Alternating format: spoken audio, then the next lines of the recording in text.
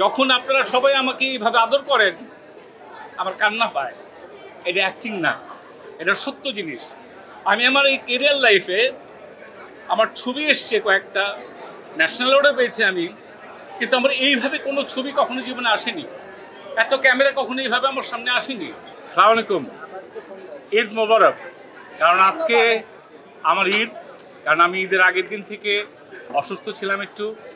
আমি হসপিটালে ছিলাম, এইচডিইউতে ছিলাম, আইসিইউতে ছিলাম। এইদিকে যখন ছবি রিলিজ হচ্ছে এবং আপনাদের প্রতি এত কৃতজ্ঞ আমি, এত নাইস কমেন্ট করছেন, মানুষকে দেখানোর চেষ্টা করছেন, আমি আসতে পারছিলাম না। আমার যারা সহযোদ্ধা, সহ ভাই ব্রাদার, আমার পরিবার, তারা প্রতিনিয়ত ফাইট করে যাচ্ছে, আমাকে উৎসাহ দিচ্ছে, কিন্তু আমি অসুস্থতায় মনে শান্তি পাচ্ছি, শারীরিকভাবে শান্তি পাচ্ছি না। এই সময় আপনারা পাশে দাঁড়িয়েছেন এবং আপনারা, আমি যখন রিভিউ দেখেছি যে অনেক বয়স্ক মানুষ সবাই এসছে, এটা আপনাদের ছাড়া কারো পক্ষে সম্ভব না। আর আমি আমার ইউনিট, আমার ডিরেক্টর, প্রডিউসার, কো আর্টিস্ট, এদের প্রতি এবং আমার যে ক্যামেরা, টোটাল ইউনিট, প্রোডাকশন বয় থেকে শুরু করে তাদের প্রতি এত কৃতজ্ঞ।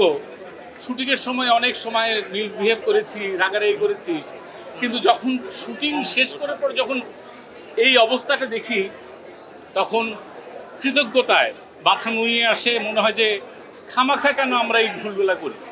এবং শুধু এটার ক্ষেত্রে আরেকটা জিনিস মনে হয়েছে, আমার ব্যক্তিগতভাবে, ব্যক্তি জীবনে আমরা অনেক ক্ষেত্রে অনেক কিছুতে অনেক সময় অনেক ভুল করেছি।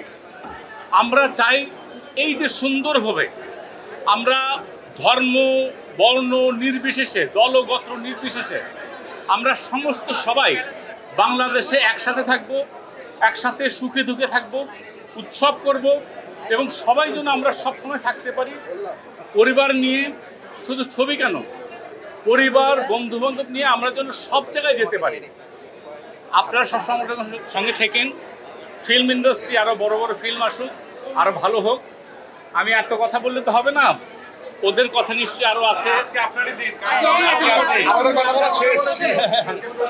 আসলে আপনাদের আমরা অনেক অনেক কৃতজ্ঞ। কি বলবো, আমার মুশকিল হয়ে গেছে কি জানেন, কেউ আমাকে ভালোবাসলে আমি কান্না পেয়ে যায়, কেউ আমাকে আদর করলে আমার কান্না পেয়ে যায়।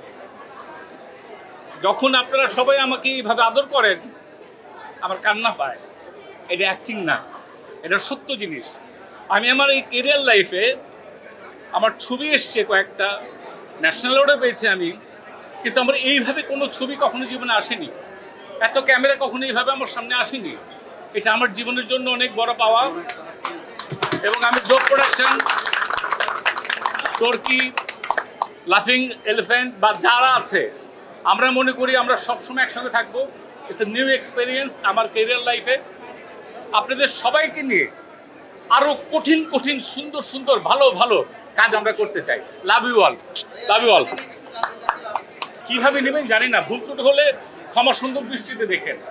অনেক সময় থাকে না যে সাকসেসের পরে দেখা গেল যে লাফালাফি করছে, ওরা করছে, আমি যুদ্ধ করেছি কিন্তু সাকসেসের সময় আমি নাই। আমার কাছে ওটা মনে হচ্ছে, ওকে দেখে মনে হচ্ছে যে আমার রিলি রেস, আমার কাজটা করেছে। আমি খুব ইমোশনাল হয়ে গেছিলাম, ও পরে ঠিক করলো। সেই জন্য মুশকিল হয়েছে যে ইমোশনাল হয়ে যায় ভাই।